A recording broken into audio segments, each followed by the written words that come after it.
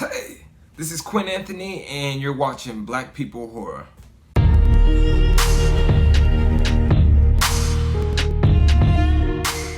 So, I want to tell you guys about my horror experience, which you can call it paranormal or whatever you want to call it.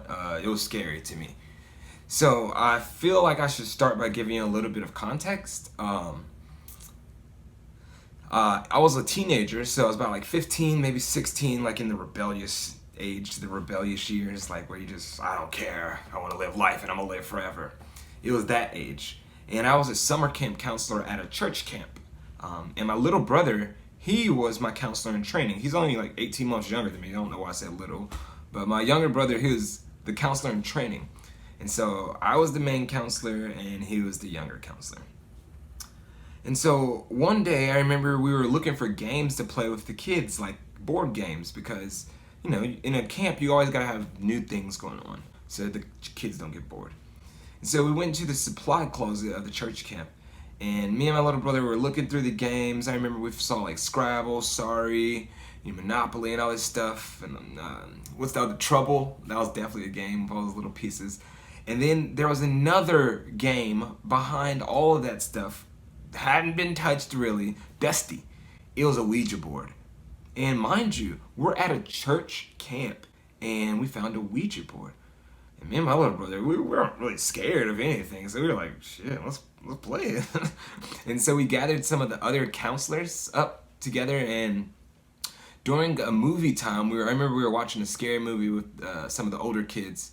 And during a movie time, while the kids were watching the movie, me and the other counselors, including my younger brother, we were like, shit, let's play with the Ouija board. And so we all just got around the Ouija board. And of course, I don't know if you've ever seen people do it on YouTube or anything like that, but you don't know who the fuck is moving it. It's just like, oh, I feel like somebody's moving it. Oh my God, it's moving.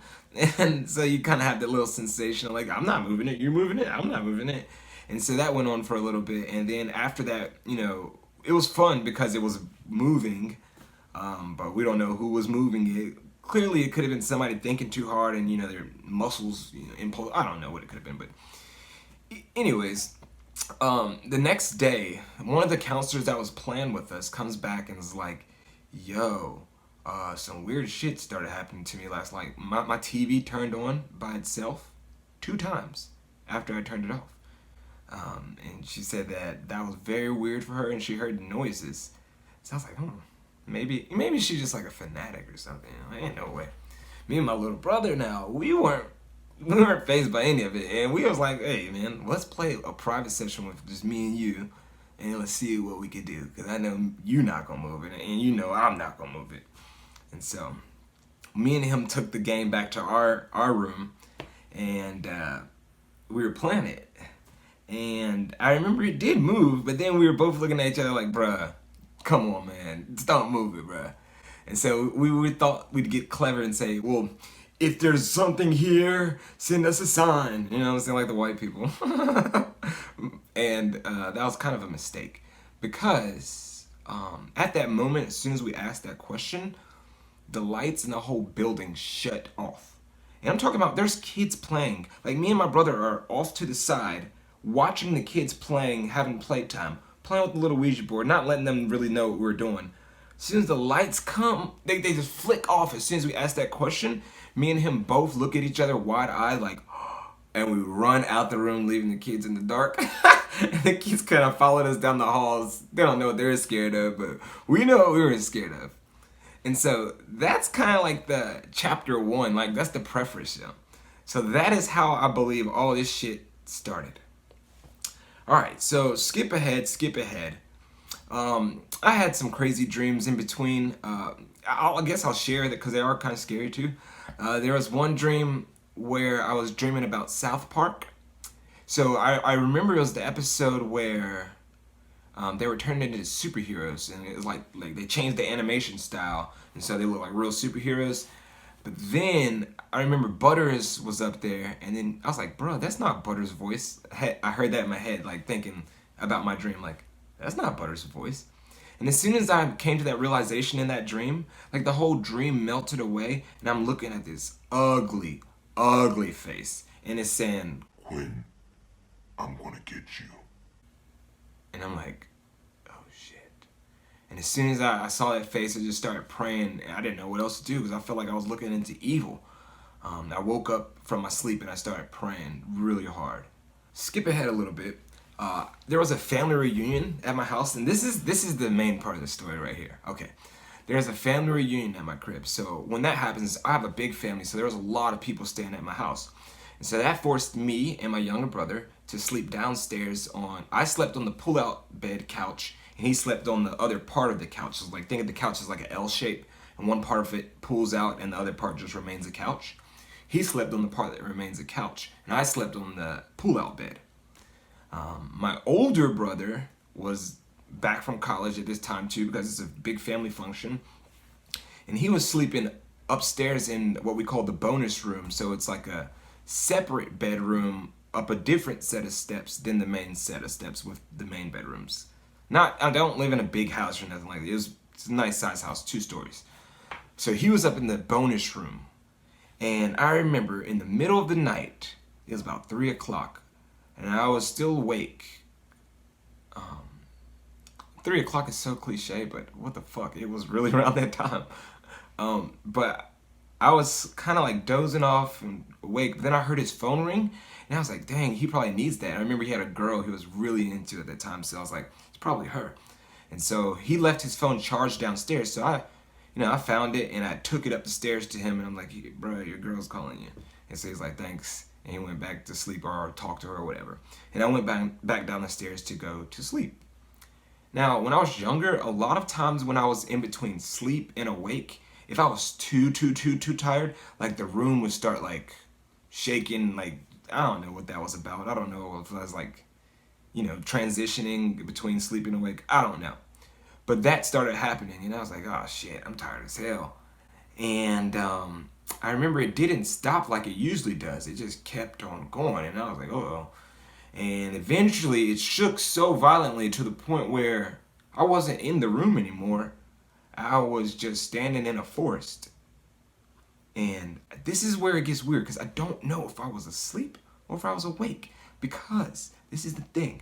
In the forest, I'm literally in a forest. There's foliage on the ground and trees and everything. But if I look over to where my brother was sleeping from my vantage point, I can still see him sleeping. I can still hear him sleeping. I can still, because he has asthma, so he breathes really loud when he sleeps. So I could hear him while I'm in this forest, and I can see him while I'm in this forest.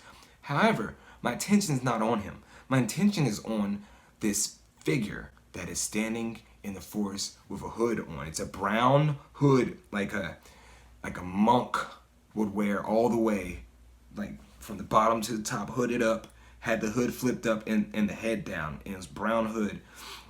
And that's where my attention was. And it said to me, it was like, say, I'll say it, but it said, say, blow. And I was like, huh? What is that? And then it was just like, say, blow. And I'm like, I don't know what that means. I'm not gonna say that. And then it was like, it lifted up its head, and at the same time, it was like, say it. And as soon as that happened, a big old, like a road appeared to the left of me now, which was forest, but now it's a road. And there's like thousands of bicyclists. They're all pedaling think about a bike marathon. That's it was. They were wearing yellow and red. I think it was like yellow little like biking shirts and red helmets or something like that.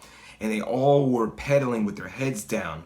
And you could see this big old bunch of massive bikers rolling by, and they're all whispering that name. And in my head, it didn't sound like whispers. It sounded like people screaming at the top of their lungs, but audibly, it sounded like whispers. So, like they're whispering the name, like bam, bam, bam. And then I'm like, oh my God. And so my head is getting so loud, and I'm covering my ears, and I look back at the figure, which, since it lifted its head, I could see that it was like an old woman looking thing. And I was like, okay, I'll say it. And I said, and then as soon as I said the B, this big ass white light just came, and the forest just disappeared like a big flash, like somebody took a picture type shit.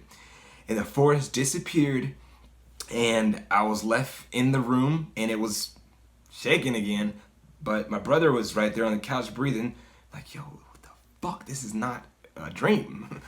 And I remember I just started praying again, and this time I was praying words that I don't know how these words got put together. I've never said sentences like that before. So I feel like it was something else praying for me at that point, like coming out of my mouth. It was weird. I don't know how I eventually got to sleep that night, but I did.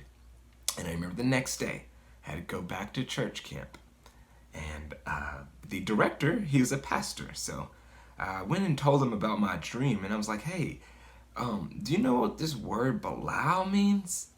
And he looked at me, he was like, what? And I was like, yeah, I heard this word in my dream, I never heard it before. And then he's like, yeah, I know what that is. And he's like, that's the name of a demon. And I was scared as fuck at that point. That's my paranormal story. I don't know if I can attribute anything that's happened after that to that, but it's nothing significant as that. Nothing as significant as that has happened since. And I know that was like my most terrifying moment with the paranormal. So make sure you like and subscribe to Black People Horror for more. Bow.